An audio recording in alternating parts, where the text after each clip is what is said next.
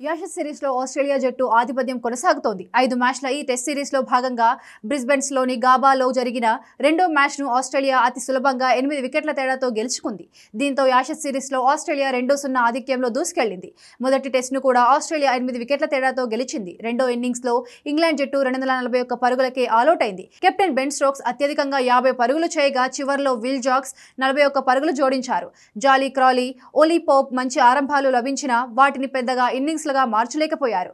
మొదటి ఇన్నింగ్స్ లో ఆస్ట్రేలియాకు 177 పరుగుల ఆధిక్యం లభించింది. దీని కారణంగా ఇంగ్లాండ్ ఆస్ట్రేలియాకు కేవలం 65 పరుగుల లక్ష్యాన్ని మాత్రమే ఇవ్వగలిగింది. ఆస్ట్రేలియా తరపున రెండో ఇన్నింగ్స్ లో మైఖెల్ నేసర్ 5 వికెట్లు తీశాడు. మిచెల్ స్టార్క్, స్కాట్ బోలాండ్ చెరో 2 వికెట్లు, బ్రెండన్ డాకెట్ 1 వికెట్ పడగొట్టారు. 65 పరుగుల లక్ష్యాన్ని ఆస్ట్రేలియా కేవలం 2 వికెట్లు కోల్పోయి 10 ఓవర్లలోనే ఛేదించింది.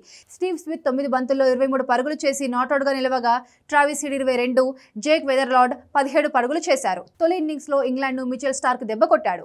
6 వికెట్లతో చెలరేగాడు. అయితే జో రూట్ ఆస్ట్రేలియాలో తన తొలి టెస్ట్ సెంచరీ చేయడంతో ఇంగ్లాండ్ తొలి ఇన్నింగ్స్ లో 334 పరుగులు చేయగలిగింది. దీనికి జవాబుగా ఆస్ట్రేలియా తొలి ఇన్నింగ్స్ లో 511 పరుగులు చేసింది.